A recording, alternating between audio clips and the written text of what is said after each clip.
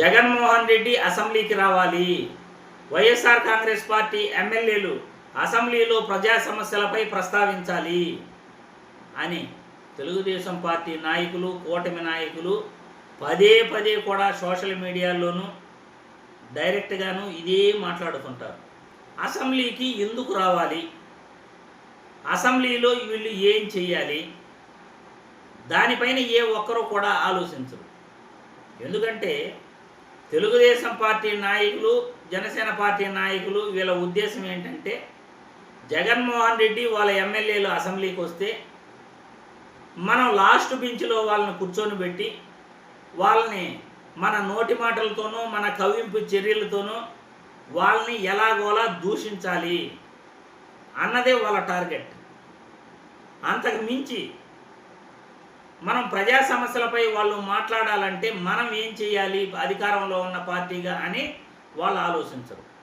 ఎందుకంటే రాష్ట్రంలో అధికార పార్టీ ఇప్పుడు టీడీపీ, బీజేపీ, జనసేన పార్టీలు మూడు కలిసి అధికారాన్ని పంచుకుని పాలిస్తున్నాయి రాష్ట్రాన్ని.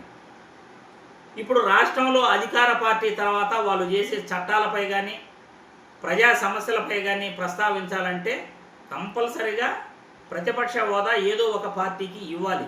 కానీ 11 సీట్లే వచ్చాయి, మేము ప్రతిపక్ష హోదా ఇవ్వము అని కూటమి ప్రభుత్వం, కూటమి నాయకులు అంటున్నారు, అసెంబ్లీ స్పీకర్ అంటున్నారు. ఏ రాజ్యాంగంలో ఏ చట్టంలో రాసింది 11 సీట్లు వస్తే ప్రతిపక్ష హోదా ఇవ్వకూడదని? ఎందుకంటే అధికార పార్టీ తర్వాత ఎవరైతే మెజార్టీ సీట్లు ఉంటాయో వాళ్ళకి ప్రతిపక్ష హోదా ఇవ్వాలి అనేది మన రాజ్యాంగంలోని మాట, మన చట్టాలు అదే చెప్తున్నాయి.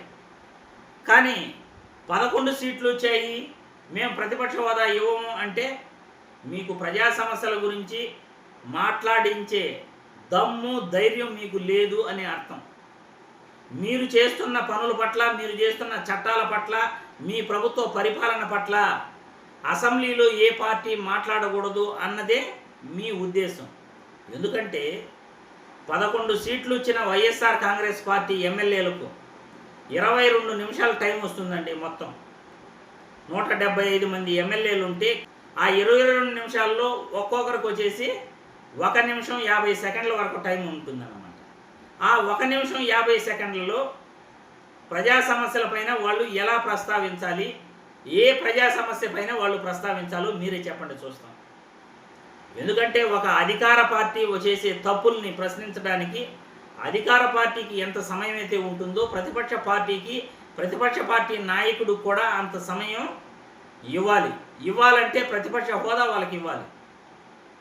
అలా ప్రతిపక్ష హోదా ఇవ్వకపోతే ఇప్పుడు ఈ 22 నిమిషాల్లో జగన్మోహన్ రెడ్డి నిమిషం మాట్లాడేదానికా అసెంబ్లీకి రావాలి? పోనీ ఒక్కొక్క ఎమ్మెల్యే 1 నిమిషం మాట్లాడేదానికా అసెంబ్లీకి రావాలి? మీరు మాట్లాడే సొల్లంతా కూడా వినేదానికి వాళ్ళు వచ్చి లాస్ట్ బెంచ్లో కూర్చోవాలా? ఒక మాజీ ముఖ్యమంత్రి, మాజీ మంత్రులు, వాళ్ళ ఎమ్మెల్యేలు మీ సొల్లంతా వాళ్ళు వినేదానికి అసెంబ్లీకి రావాలా? చెప్పండి.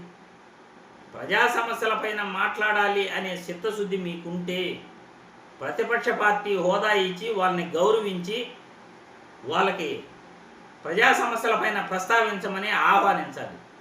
అంతేగాని 11 నిమిషాలు 11 మంది ఎమ్మెల్యేలు 11 నిమిషాలే వాళ్ళు ఉన్నారు అని అసెంబ్లీ స్పీకర్ ఈరోజు మాట్లాడినట్లు మాట్లాడడానికి కాదు.